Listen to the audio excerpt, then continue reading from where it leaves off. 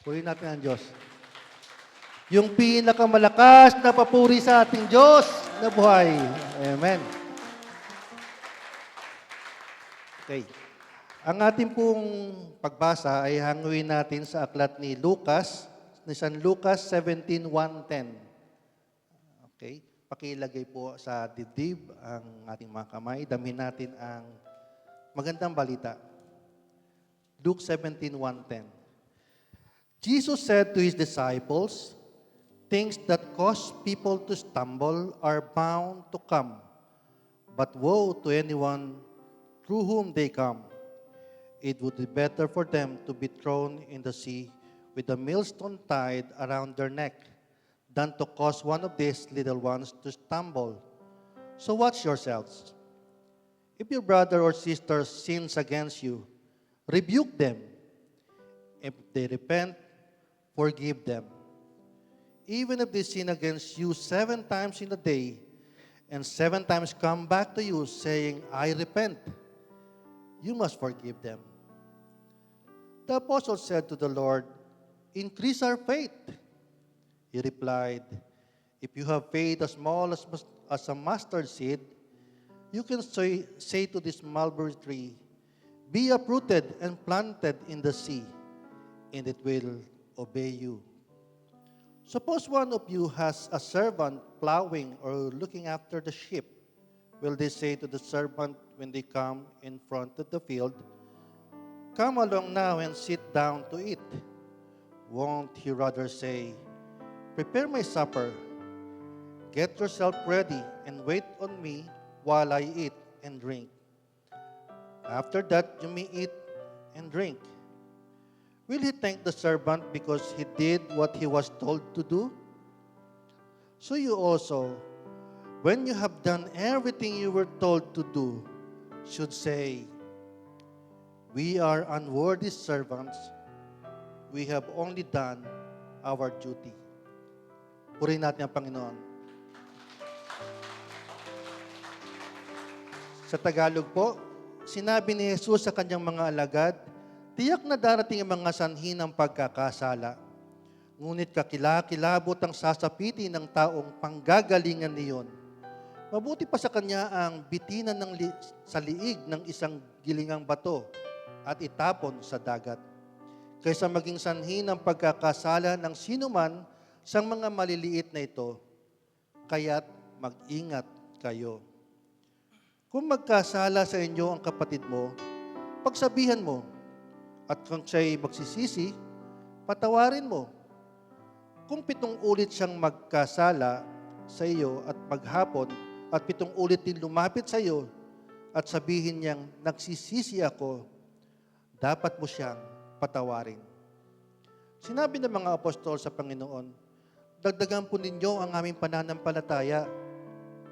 Tumugon ng Panginoon, "Kung ang inyong pananampalataya ay sinlaki ng butil ng mustasa, masasabi ninyo sa punong ito ng sikamoro, 'Mabunot ka at matanim sa dagat,' at susundin kayo nito. Kapag nanggaling ang inyong alipin sa pag-aararo at pagpapastol ng mga tupa sa bukid, inaanyahan ba niyo siya agad upang kumain? Hindi ba't ang sasabihin ninyo ay, 'Ipaghanda mo ako ng hapunan, magbihis ka at pagsilbihan mo ako habang ako'y kumakain.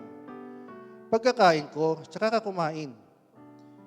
Pinasasalamatan ba ng amo ang kanyang alipin dahil sumusunod siya dito? Ganon din naman kayo, kapag nagawa na ninyo ang lahat ng iniutos sa inyo, sabihin ninyong, 'Kami mga aliping walang kabuluhan. Tumutupad lamang kami sa aming tungkulin.'" Mga kapatid, ang mabuting balita ng kaligtasan. Ka namin, Panginoong Jesucristo. The Lord is faithful.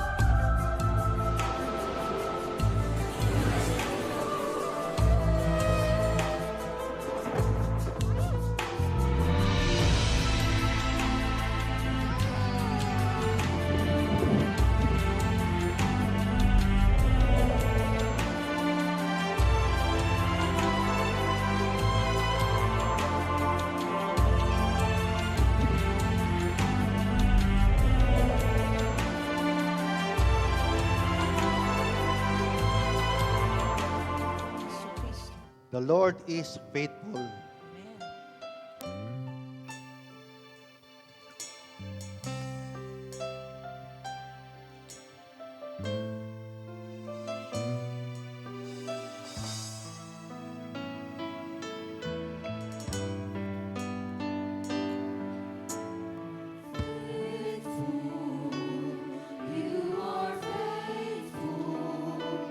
King of kings, Lord of lords, you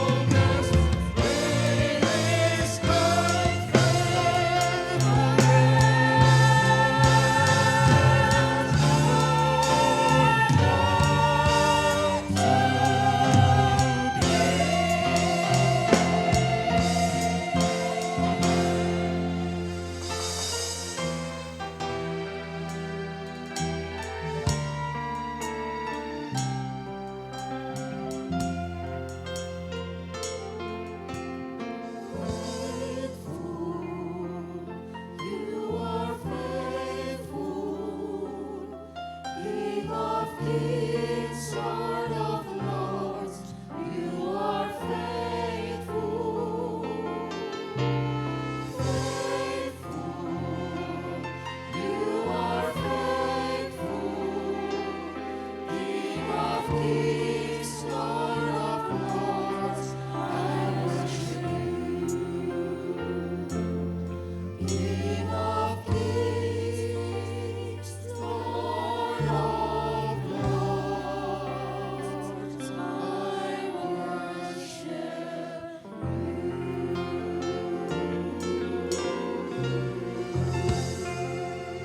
Purihin at palakpakan natin ang Panginoon. Totoo ngang tapat ang Diyos. No? Tapat siya at kailanman hindi niya tayo pababayaan. Kaya inanyahan ko po ng ilang minutong katahimikan, ialay natin ang panalangin natin para sa sa bansang Pilipinas, sa lahat ng naapektuhan, mga biktima ng bagyo, ng baha, ng lindol. Tapat ang Diyos at hindi rin sila pababayaan ng Diyos. Amen. Glory be to the Father, and to the Son, and to the Holy Spirit. Amen. The world without end. Amen. Purihin natin ang Panginoon. Okay. Siguro para masaya, upo na lang kayo. Pwede ba ako? Pwede ba? Okay, pwede. Pwede. Nakakalungkot lang, no? Sabi, kahit saan nyo basahin, no? Philippines is the largest population in Asia. Tama po ba? 90% ng Kristiyano sa Pilipinas ay Kristiyano. Sa Pilipinas ay Kristiyano. Tama? Tama po. Pero, pansinin nyo ang nangyayari sa ating bansa. No? Maraming nag-aaway sa posisyon, sa gobyerno, maraming nakawan. Minsan, hindi mo na alam kung dapat ba tayo bumoboto pa. Di ba? Pero pansinin din ninyo, saan ba ang mali? Saan ba ang mali doon sa nangyayari? Bakit tayo naging ganon? Bakit tayo corrupt? No? Sabi nga ng isang napanood ko, ang Pilipino daw or Pilipinas is one of the corrupt country in the world. Pero nakakalungkot dahil Pilipino tayo. Di po ba? Now, tingnan natin. Nung bata tayo, meron tayong catechism. Tinuruan tayo about God. Tama? Sino po ba dito ang hindi nagkatekism ng bata? O lahat naman, di ba? Ako nga, nagkatekism ako, I think 4 or 5 sa probinsya namin. And 3 bundok pa yung tatawirin mo bago ka makapunta doon sa katekista. Di ba? Ganun tayo Pilipino. Dumadaan tayo sa proseso. And then elementary, high school, meron tayong subject na religion. Tama po? No? Religion. And pansinin ninyo sa gobyerno, no? Karamihan sa mga yan, nag-aral sa Catholic school or religious school, mga exclusive school. Pero ganun pa din. Di ba? Corrupt pa din. Nasaan ang mali? Natignan po natin ang religion. No? Our religion has 3 elements. The creed, the cult, and the code. Creed, cult, and code. Creed, C-R-E-E-D, yung Apostles' Creed, di ba? Ito yung ating paniniwala. No, ayan. Ayan. Ito yung ating paniniwala. No? What we know. No? Yung cult, ito yung what we love. Ano yung worship, yung pagsisilbi natin. Yan. Lahat ng religion meron yan. Yung code, ito yung, di ba sa nurse nga, di ba, meron silang code blue. Tama? Code blue. Sa military, code red. Sa mga IT, meron dito mga algorithm. So, sa pananampalataya, sa religion din, meron ding code. Ito yung how we serve, no? We serve. Ito yung pinaniniwalaan natin. Ngayon, ilagay natin ito sa konteksto ng Old Testament. Sa Old Testament, makikita mo, ang mga unang tao ay meron silang creed. Ito yung pagkilala nila sa isang Diyos na creator. So kilala natin yan, may creator, ba? Nagpakilala ang Diyos kay Abraham, di ba? And yung cult doon is paano sila sumasamba, di ba? Through tabernacle, di ba? Through Ark of the Covenant, meron yung gano'n, di ba? So merong altar, nagsusunog sila, yun ang cult. And then, yung code, yun yung way of life. Yun yung Torah, or yun yung Ten Commandments. Now, i-relate naman natin ito sa New Testament. No? In New Testament, kung papapansin nyo sa Book of John, ilang beses sinabi ni Jesus na I am. Yung word na I am. No? Nung nagpakilala ang Diyos kay Moises, sinabi niya, I am. Diba? Ako'y si ako nga. Now, in Book of John, nagsabi din siya na I am. Now, ang sabi niya, sa isang verse doon is, I am the way, the truth, and the life. Now, i-relate natin yung I am the way, the truth, and the life. Saan doon yung creed? Siyempre, yung pinaniniwalaan natin, we know about truth. Naniniwala tayo na may katotohanan. At sino yung katotohanan? Si Jesus. Tama? So, ano ngayon ang cult doon? Ang cult doon is, I am the way. So, through Jesus Christ, ang kanyang pamamaraan, tulad ng sacraments. Tayo nangungumpisal, tayo nagsisimba, tayo ay, tayo nangungumpisal, tayo nagko-communion. Yun yung sacrament. No? Sa pamamaraan yung tinuturo ni Jesus. Ano naman ngayon ang code? Diba? Yun yung buhay na ipinakita ng Diyos, ni Kristo mismo. Siya yung pamamaraan niya, yung kanyang humility, yung kanyang pagiging empathy, lahat.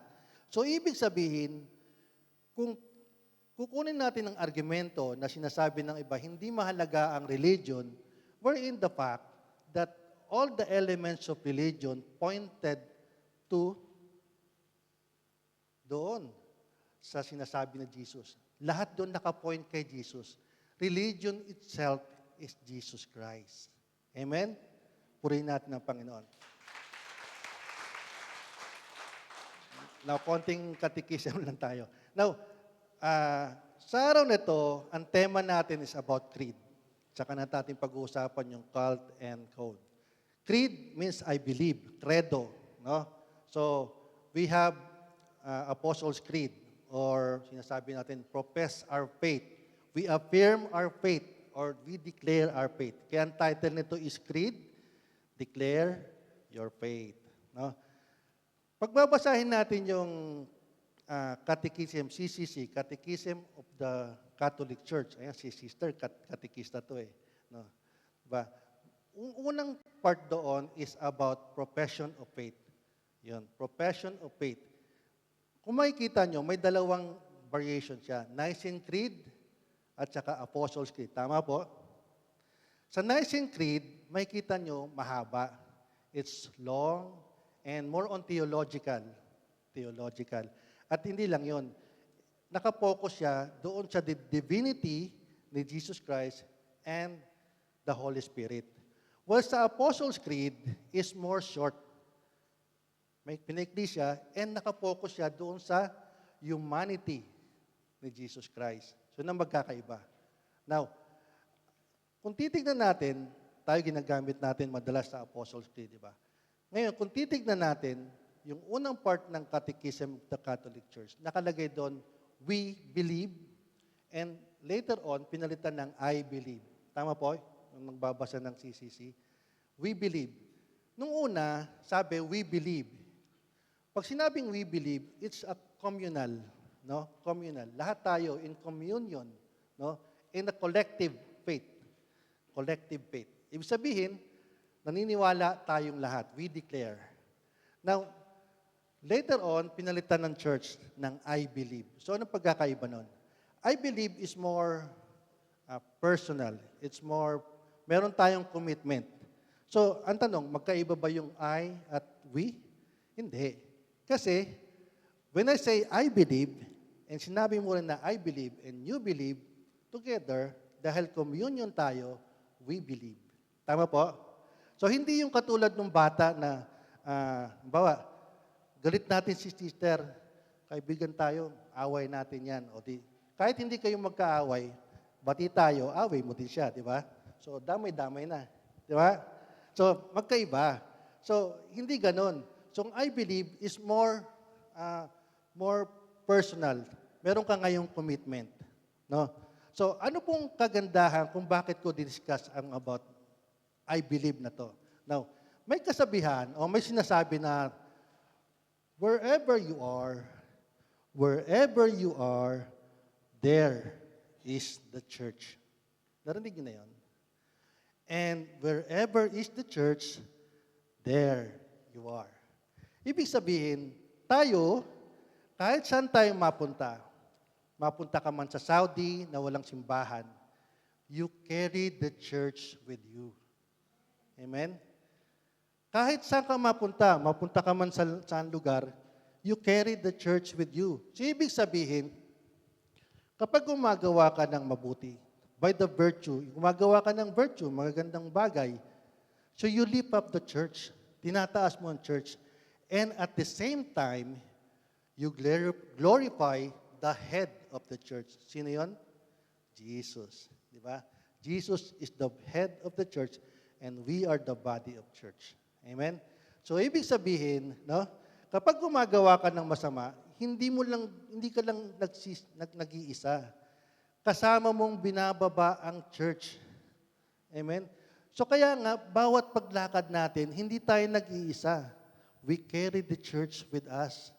So, bawat responsibilidad ko na gumawa ng mabuti dahil ako'y membro ng church. Tama po? Amen? Purihin natin ang Panginoon. Glory to God. Now, kaya nga, di ba, bilang kabahagi ngayon ng church, no, kapag habang tayo member ng church, ba, we have the power. Kaya nga, sabi natin sa ating gawain, 1 + 1 = 3. Power, power, power. Sabi ni Brother Dan, synergy. Well, tama naman yon. In the corporate world, that is synergy. Ibig sabihin, kapag tayong dalawa nagtutulungan, mas effective, mas productive. Tama? Pero sa ating pananampalataya, 1 + 1 = 3, hindi ka lang basta nagtatagumpay. Ikaw ay may kapangyarihang kasama ni Kristo. Amen? Purihin natin ang Panginoon. Purihin ang Diyos. Kaya nga, tayong mga Katoliko, tayong mga Kristiyano, dapat tayong gumagawa ng mabuti. Sa anumang oras, wala man nakakakita, gumagawa tayo ng mabuti. Halimbawa, di ba, kadalasan, ito, common na kasalanan natin to. Sister, nasan ka na? Magpa-practice tayo. Amen. On the way na. Pero nag-uunat pa siya. On the way na ako eh. Di ba? So, wala nga nakakakita, pero you have the church with you. Binababa mo ang church. Tayo, kahit na lang dito, di ba, sa ating gawain, kapag gumawa ka ng masama dyan sa garage, sa garahe, doon, sa parking, rather. Di ba? Sabihin, taga El Shaddai pa naman yan, nakikipag-away dito. Di ba? Ang pangit pakinggan. Binababa mo yung pangalan ng Diyos kasama mo. Katulad ko, halimbawa, one time I was driving sa Mansura, and then pit-pit siya ng pit-pit, nandun ako busina siya ng busina, nandun siya sa stoplight. Mainit ang ulo ko, Ramadan, gutom na gutom ako. So bumaba ako, kaya mga early pa ng yun, hindi pa ako mabait noon. Binabaan ko siya, talagang gusto ko na suntukin. Pagbaba ko ng kanya, sabi ng mga naka-Land Cruiser, sabi niya, "Brother, please, go, traffic now." Talagang ganon. Hindi, galit na galit ako, bumibelo na ako ng ganyan. Tapos, paglingon ko ng kotse ko sa likod, nakalagay, 1 plus 1 equals 3. Natunaw po ako. Totoo yun. Minumura na lang ako. Bigla ako umatras ng ganyan. At sa yung driver, mura, gumaganon. Nagdadiretso na lang ako. Doon mismo sa kotse, nagsisisi ako. Sabi ko, mali pala yun. Paano kung may nakakitang prayer partner? May head pa naman ako ng service noon. Sabi ko, ang sama impluensya, di ba? So, ganun po, no? Tayong lahat ay may responsibilidad na gumawa ng tama dahil tayo'y membro ng church. Amen? Purihin natin ang Panginoon.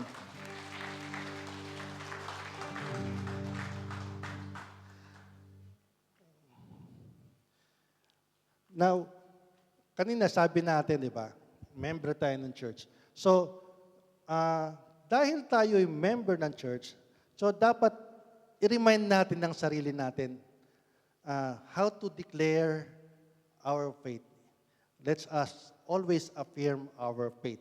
Now, meron ako hinanda, no, how to declare our faith. Number 1, no, kuha muna tayo ng isang kwento. No.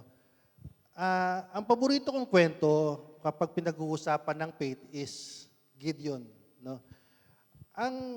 Si Gideon, nung panahon na yon, no, ay magulo. Lahat pinagtutulungan sila ng iba't ibang kaaway. So ang mga tao, mga Israelita, nagtatago sa kuweba. No, binubugbog sila, pinapatay, ganon. So nakatago sila. And then suddenly, the day of the Lord come. Diba?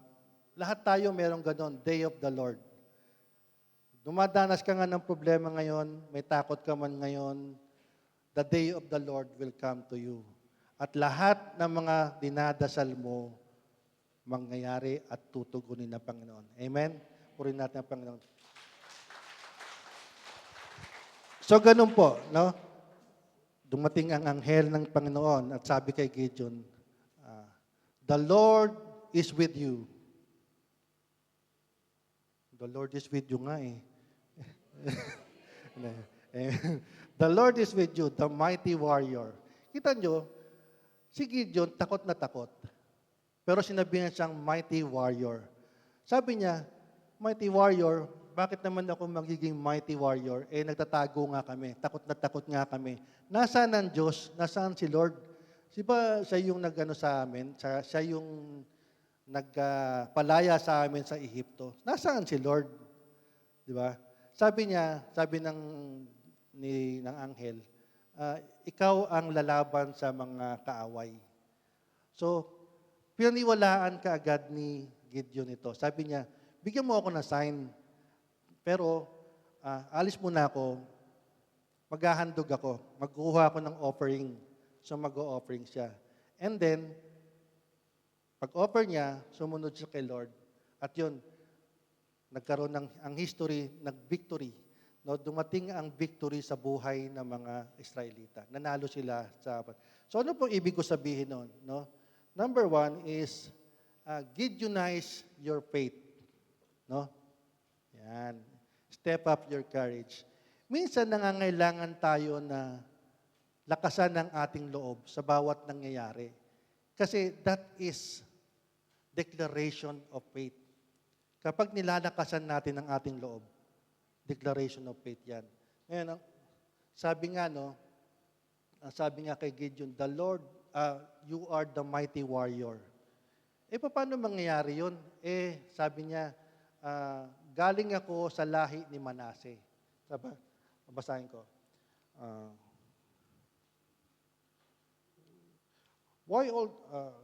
Pardon me. My clan is the weakest in Manasseh, and I am the least of the family. Ibig sabihin, galing siya sa mahinang lahi ng mga Israelita. At siya ang pinakahamak. Ibig sabihin, mayroon siyang inferiority complex. Wala siyang tiwala sa sarili niya. But then tinawag siya ng Diyos na mighty warrior. So, yun ang punto.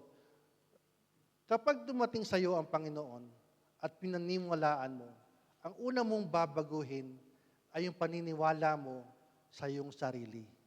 Na na mahal ka ng Diyos. Hindi ka pababayaan ng Diyos. Amen? Purihin natin ang Panginoon.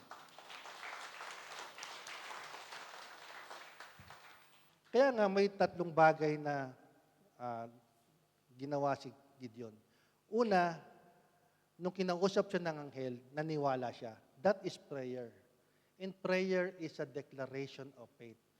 Sa tuwing tayo'y nangihina, sa tuwing tayo'y may pangangailangan, sa tuwing tayo'y may gustong mangyari sa buhay natin, may pangarap tayo, when you tell the Lord, Lord, ito po ang gusto kong mangyari. Dahil naniniwala ka, you declare your faith. Amen? Pangalawa, sinabi doon, no, I will bring offering. No? Ibig sabihin, out of gratitude, dahil dinalaw ako ng Diyos, out of gratitude, mag-o-offer ako.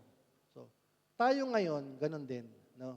Dahil tinawag tayo ng Diyos, tayo ay nagbibigay ng oras para sa Diyos. Tayo ay naglilingkod para sa Diyos. Yung iba, iba't ibang kamamaraanan lang. May tumutugtog, may nakaupo, may nakikinig.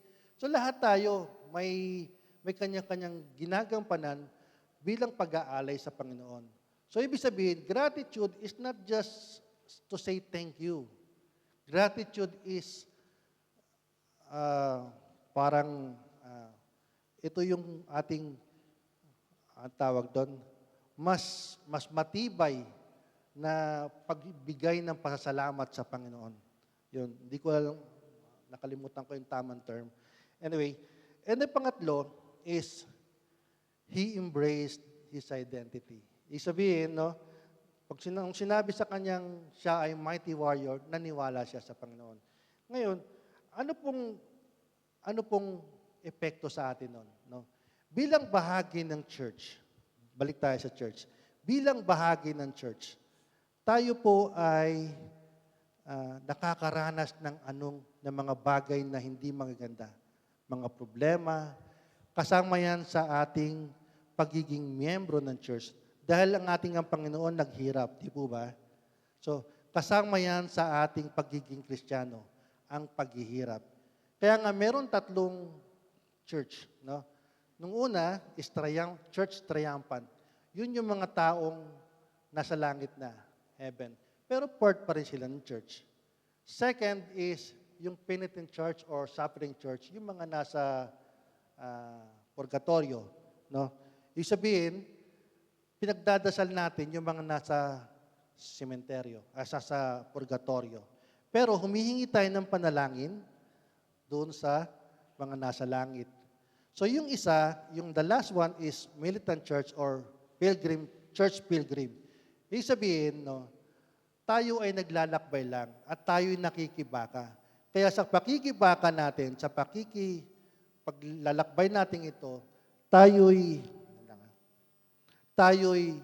nakakaranas ng mga iba't ibang pagsubok sa buhay. Amen? Purihin natin ang Panginoon. Kaya nga, bilang kabilang sa church, alam natin na kasama natin ang Diyos. Na kapag kasama mo ang Diyos, sa bawat panghihina mo, kapag ang Diyos inangkin mo o aware ka na kasama mo ang Diyos, we are the church of fire. Ang Espiritu ng Diyos ay nasa atin. Tayo po lahat. Hallelujah!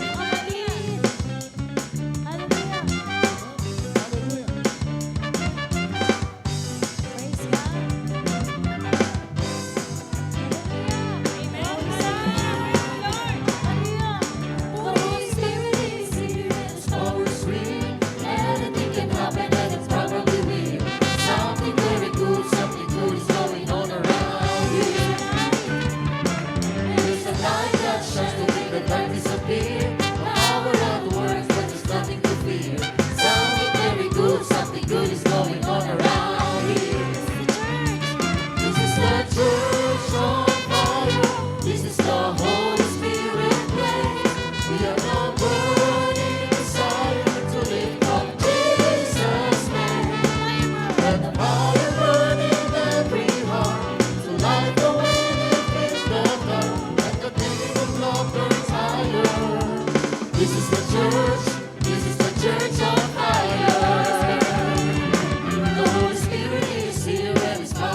real. Anything can happen and it's probably real. Something very good, something good is going on around here. There's a light that shines to make the dark disappear. Now we're out of words, but there's nothing to fear. Something very good, something good is going on around here. This is the church on fire. This is the Holy Spirit flame. We have the burning desire to lift up Jesus' name. Let the fire burn in every heart. To light the way in the dark. Let the flame of love burn higher. This is the church. This is the church on fire. This is the church on fire. This is the Holy Spirit flame. We have the burning desire to lift up Jesus' name. Let the fire burn in every heart. To light the way in the dark. Let the flame of love burn higher. This is the church. This is the church on fire. Let fire burn in every heart. To light the way in the dark. Let the flame of love burn higher. This is the church. This is the church on fire. Let the fire burn in every heart. To light the way in the dark. Let the flame of love burn higher. This is the church. This is the church on fire.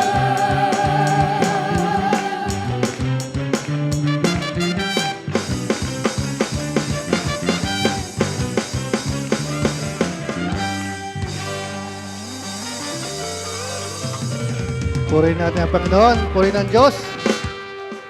Ayan. Tunay nga na nag-aalab ang church natin, no? Tayo, sa pamamagitan ng banal na Espiritu. Upo ulit tayo, upo. Ano pa lang, 110 pa lang. Anyway, number 2, siguro napanood nyo to, it's okay not to be okay. So, anong gagawin natin? Confess it to the Lord. Minsan, may panahon talagang hindi tayo okay, tama? But, we cultivate our faith by not being okay. Minsan, kapag hindi ka okay, di ba? Minsan, sinasabi mo na, okay lang ako, okay lang. Ayaw mong aminin, di ba? Minsan kasi parang, it's better to be honest than to be positive. Di ba? Nasasaktan ka, ba't ayaw mo sabihin? Ba't mo kinikimkim? Di ba? May sakit ka, sabihin mo, okay lang ako. Ba't ayaw mo sabihin sa Panginoon? Di ba? Minsan nga, di ba, meron akong kakilala, isang babae. Now, meron siyang nararamdaman sa katawan. And then, pag tinatanong, okay lang. And then sabi niya, ipagdasal mo ko, magpapacheck up daw kasi siya. And then, sabi niya, sana walang makita. Sana walang makita. Pero dahil walang nakita, nung sumunod ng mga malala na pala. So, ibig sabihin, hindi na-address yung problema. Bakit? Kasi hindi tayo naging honest eh. Kung naging honest tayo sa Panginoon, na, Lord, nasasaktan po ako. Lord, meron po akong nararamdaman sa buhay ko. May sakit po ako, Lord. Lord, yung pamilya ko hindi maayos. So lahat yun, pwede natin sabihin sa Panginoon. Kasi tatay natin siya. And that is the beauty of our relationship to God. Na tayo ay nagsasabi kung ano ang nararamdaman natin. Di ba? Parang mga anak ko lang. Sa mga anak ko, Daddy, bili mo ako ng kotse.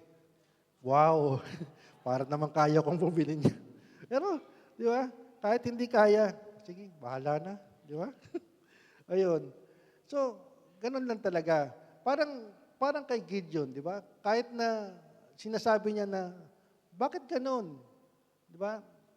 Sabihin mo na mighty warrior ako, pero nagtatago kami. Tulad nga ng kwento sa isang sa Bible, in the book of Habakkuk. Nung ang setting ay lahat sila oppressed dahil sa mga Babylon. Sila ay nilulusob, sila ay, kinakapture. No, siyempre, ang mga tao, takot din, ganon din, namang problema. Pero ano sabi ni Habakkuk? Sabi niya, Lord, hanggang kailan mo ba ako hindi pakikinggan? Di ba? Sabi niya, hanggang kailan ba namin dadanasin ang mga bagay na ito? And hindi po yun kalapastanganan sa Diyos ang magsabi ng totoo. Ang kalapastanganan sa Diyos ay nagrereklamo ka sa Kanya as if naman na binabastos mo na ang Kanyang pagiging Diyos. Ang pagkasabi ng totoo ay isang palatandaan na may relasyon tayo sa Kanya bilang tatay natin. Amen? At anong sabi ng Diyos kay Habakkuk? Sabi niya, isulat mo. May prayer request kayo? Sabi niya, isulat mo ang iyong vision. Write your vision. Diba? Kailangan isulat ang vision. Magpapatotoo pa ako. Wala po sa akin dito. Patotoo po. Yung anak ko po, nangangarap. No? Nangangarap siya. High school, nandito. So, sabi niya, Daddy, gusto ko maging doktor. Sabi ko, okay lang, sige. Layo pa naman eh. And then, nangangarap ako na sana dyan lang sa Qatar para kasama ko. Since wala naman nangyayari, okay lang. So, napilitan ako na college siya, uwi ng Pilipinas. Sabi ko, nalungkot ako dahil sa Pilipinas, malayo kami, siya lang mag-isa. And then, sabi niya, gusto daw magdoktor. So, mayroon po akong paniniwala sa sarili ko na sinusulat ko talaga. So, nung nag-first year siya sa Pilipinas, nung nagkaroon siya ng white dress na ganyan, binigay niya sa akin. And then, inedit ko ng Photoshop. Nilagyan ko doon, doktor, tapos yung pangalan ng anak ko. Tapos, nilagay ko doon ng RMT/MD. Tapos pinost ko yun sa wall. Lagi kong tinitignan yun. So yun yung faith ko. Now, ano pa lang siya doon? College pa lang siya noon. Now, nung college pa lang, siyempre, alam mo na, gumagapang ka na, and then ganyan. So, pero ano doon pa rin yan? And then, ito na, magka-college, magdo-doktor na talaga. Nakapasa na siya ng medtech, so magdo-doktor na. Saan ko kukunin yung pagpapaaral ko sa'yo? Pero ano doon pa rin yung faith. Pero alam niyo po ba, tapat ang Diyos. God is really faithful. This year lang graduate ng anak ko. Amen. So it's not because kaya ko, it's because nagtiwala ako. At sabi ng Diyos, isulat mo.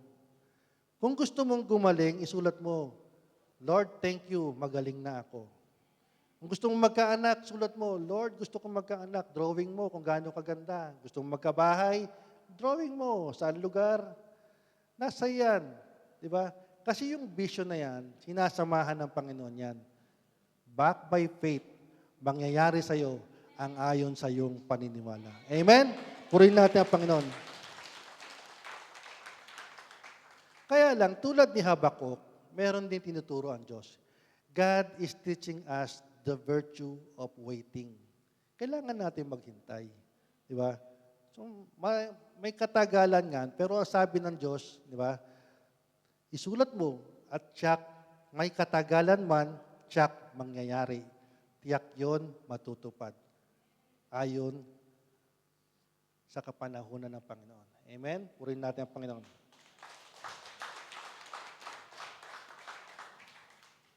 Kaya nga, minsan, yan din ang pagkakamali natin. No?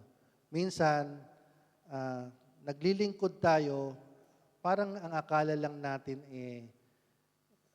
nagmumula ang ating kabanalan sa paglilingkod. Nakakalimutan natin ang Panginoon. No? Minsan, nagsiserve ka dyan sa simbahan, akala mo, makasigaw ka sa iba, di ba? May mga ganon senaryo. So, ibig sabihin, huwag nating kalilimutan na lagi Diyos ang nagbibigay sa atin ng kabanalan. Diyos ang nagbibigay sa atin ng kalakasan at Diyos din ang nagbibigay ng kagalingan. No? Kaya nga, kahit hindi tayo okay, no? Kahit hindi tayo okay, sabihin natin sa Panginoon, Lord, magiging okay din ako. Amen? Sabihin nyo, magiging okay din ako. Sa pangalan ng Panginoong Yesus. Amen? O, number 3. Finally na. Live your faith well. Last time sabi ko, live your life well. Ngayon, live your faith well. Now, kailangan po ito, no? Kailangan, sa bawat pagkilos natin, is naaayon ito sa ating pananampalataya. Kasi, hindi pwede tayong kumilos na wala sa pananampalataya natin. Parang ano yan eh.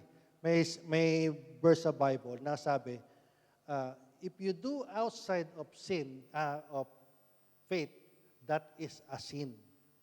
Kapag gumagawa ka ng bagay na labag sa kalooban mo, sa pananampalataya mo, kasalanan yon.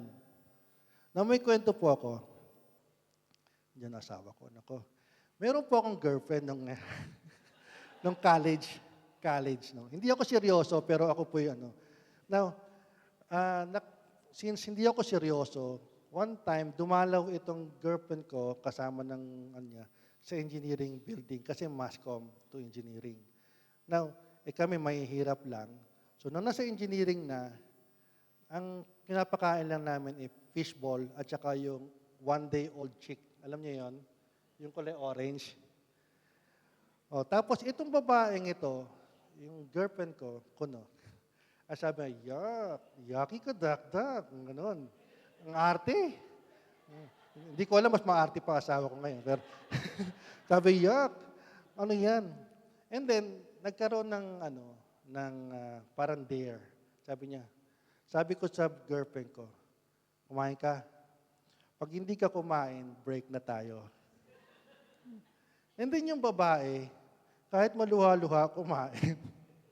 So, naisip ko lang siya, no? Yung ginawa niya, na kumain siya kahit ayaw ng puso niya, kasalanan yon. At sabi ng Biblia kanina, mas mainam pang lagyan ako ng gilingang bato dahil ako ang nagdulot ng kasalanan ng taong yon. Amen? Pag may mga bagay na hindi tayo gusto at ginagawa natin, kasalanan sa Diyos yon, kasalanan sa ating sarili. Amen? Purihin natin ang Panginoon.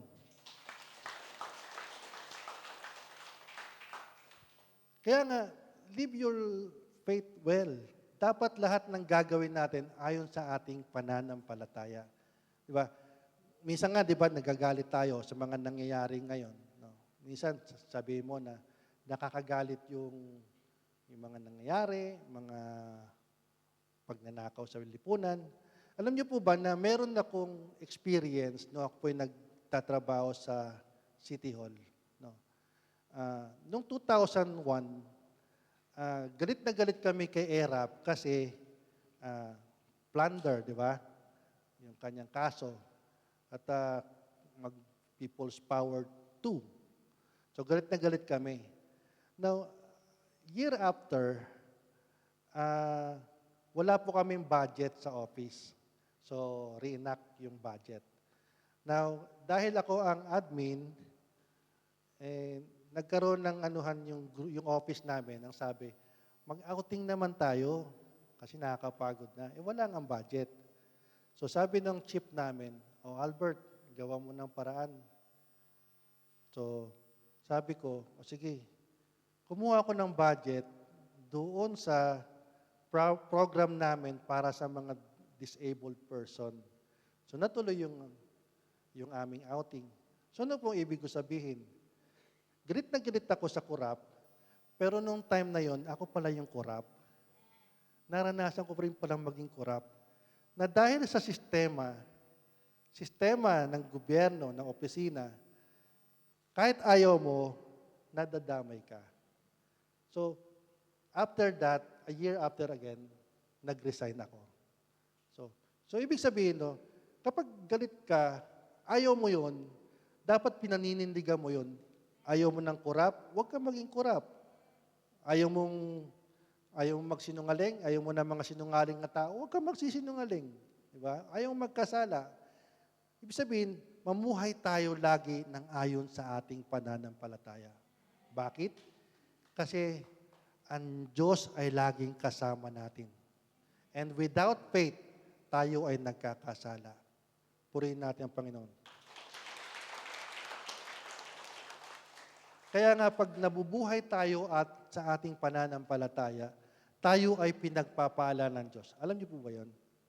Na merong ang pagpapala o yung blessing sa Hebrew ay beraka. No? Merong isang lugar sa Israel na tinatawag na Valley of Beraka.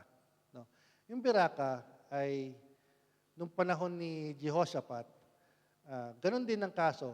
Sila ay pinagtulungan ng iba't ibang kaharian. No? Nanalangin si Jehoshaphat. Sabi niya, Lord, kami pinagtutulungan ng iba't ibang kaharian. Ano sabi ng Diyos sa kanya? Huwag kang mag-alala. The battle is not yours, but God's. No? Yung laban niyo yan, yung pinaghihirapan natin ngayon, kung ano man yung mga pinagdadasal natin, ang Diyos ang may hawak ng lahat ng yan. The battle is not ours. The battle is God's. No, ano po nangyari sa kasong yon? Dahil nagdasal siya, kumuha siya ng mga choir. Nilagay niya sa harapan. Nang habang nagmamarcha sila papunta ng Beraka Valley, nagpupuri sila, kumakanta sila ng Church of Fire. No? Habang kumakanta ang choir, naglaban-laban na yung mga kaaway nila. Naglabo-labo na. Kaya pagdating nila ng valley, patay na lahat ng kaaway nila. Dahil sila yung nag-away. So anong ibig sabihin? No? Habang tayo ay nakakaranas ng anumang bagay, ng kahinaan, sa tuwing tayo'y nagpupuri, tayo'y nagpapasalamat, tayo'y tumatawag sa Diyos, nauna na ang tulong ng Diyos sa atin. Hindi tayo pababayaan ng Diyos. Pagpapalain tayo ng Diyos. Bakit? Kasi may pangako ang Diyos sa atin. Amen? Tayo natin lahat.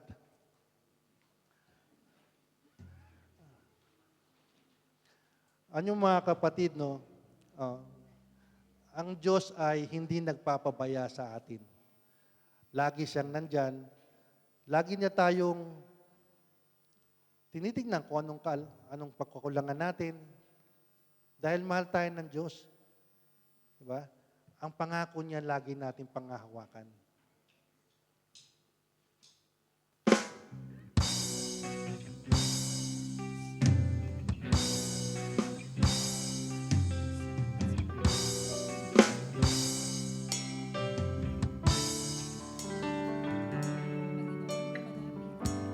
Panginoon, lumalapit sa'yo ang puso kong nag-iisa. Kayo ang aking pag-asa. Panginoon, tugon sa aking dalangin, dapat kailan pa man aking kapayapaan.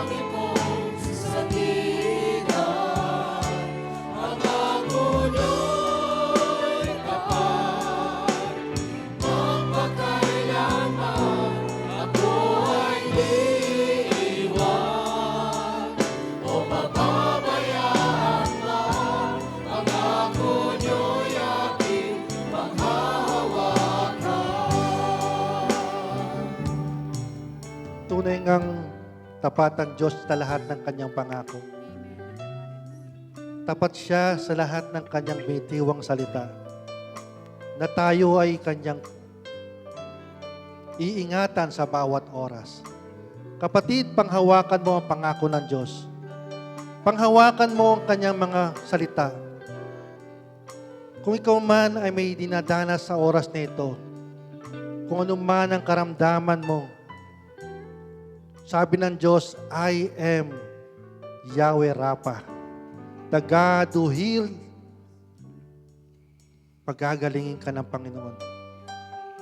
Kung ano man ang suliranin mo sa buhay, itaas mo sa Panginoon. Itaas mo ang iyong kamay at sabihin mo, Lord, nandito ako. Humihingi ng patnubay mo. Tulungan mo ako, Panginoon. Ang Diyos ay mapagbigay. Ang Diyos ay hindi madamot sa lahat ng bagay. Kung ano ang inataas mong sa mga oras na ito, anuman ang karamdaman, anuman ang iyong problema, anuman ang pangakong yan ay hindi niya ipagkakait sa iyo. Dahil ang pangako niya ay tapat sa bawat oras.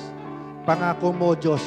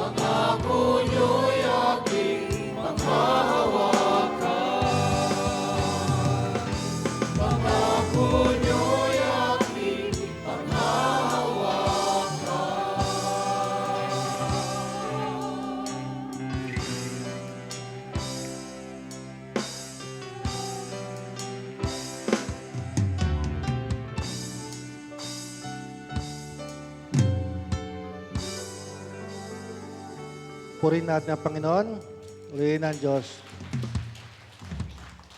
No? Tandaan po natin, no? Faith is not just a set of belief. Faith is a principle of action and power. Isa itong principle na kung saan kapag ang isang tao may principle, hindi mababali ang ating faith, kailangan nating i-exercise. Kailangan natin gawin kung ano ang pananampalataya natin. Amen? Taas po natin na maging daladalahan, ang prayer request, agua abilina kung meron, kung merong barbecue, kung meron tinapay. Okay. Isa sa pangako ng Diyos na lagi kong tinatandaan, ito isinasa puso ko ito. Sabi ng Diyos, if you remain in me, and my words remain in you, ask whatever you wish, and it will be given you. Hilingin mo na pa. Hilingin mo na. Sa mga oras na ito, hilingin mo na anong gusto mo. At Jack, ipagkakaloob sa'yo ng Panginoon. Amen? Dakilang Diyos, mapagpalang amang Yahweh El Shaddai, itinudulog namin sa iyo ang lahat ng mga daladalahin na ito, ang lahat ng mga prayer requests, bottled water, bag, handbag, o maging passport, o manuang dokumento, Panginoon, na nangangailangan ng iyong himala, ng iyong patnubay, pangako mo sa amin, Panginoon, hindi mo kami pababayaan. Pangako mo, Panginoon, sa amin na humiling kami sa iyo. At sa pamamagitan ng hiling na ito, alam namin, tatanggapin namin sa araw na ito ang biyaya na nagmumula sa iyo. Iunat mo ang mapagpalang kamay at abutin ang pangangailangan ng aking kapatid. Iunat mo ang iyong mapagpalang kamay at anuman ang kanilang kahilingan, maging ang kanilang pamilya, maging ang nasa Pilipinas, abutin mo ng iyong pagpapala. At lahat ng ito ay ipinagpapasalamat namin dahil ngayon pa lang tinanggap na namin ang tugon, ang answered prayer. Tinanggap na namin ang lahat ng pagpapalang nauukol para sa amin. Salamat, Lord. Salamat, Panginoon. At lahat ng ito'y aming samot dalangin sa pangalan ni Kristo Jesus na aming Panginoon. Amen and amen. Ibaba ang kamay. Closing prayer tayo. Close na ba? Ama namin, sumasalangit ka, sambahin ang ngalan mo, mapasa amin ang kaharian mo. Sundin ang loob mo dito sa lupa para na sa langit. Bigyan mo kami ngayon ng aming kakanin sa araw-araw. Patawarin mo kami sa aming mga sala, para na ang papatawad namin sa nagkakasala sa amin. At huwag mo kami ipahintulot sa tukso at idiya mo kami sa lahat ng masama. Amen. Maria, aming ina, ipinaglihing walang sala. Ipanalangin mo kaming dumudulog sa iyo. Abaginong Maria, napupuno ka ng grasya, ang Panginoon Diyos ay sumasayo. Bukod kang pinagpala sa babaeng lahat at pinagpala naman ng iyong anak na si Jesus. Santa Maria, Ina ng Diyos, ipanalangin mo kaming makasalanan, ngayon at kung kami mamamatay. Amen. Luwalhati sa Ama, sa Anak at sa Diyos Espiritu Santo. Kaparang sa unang-una, ngayon, kakailanman, magpasawalang hanggan. Amen. Amen. Sa pag-uwi natin, dali natin ang presensya ng Panginoon. Inhale, exhale, and smile.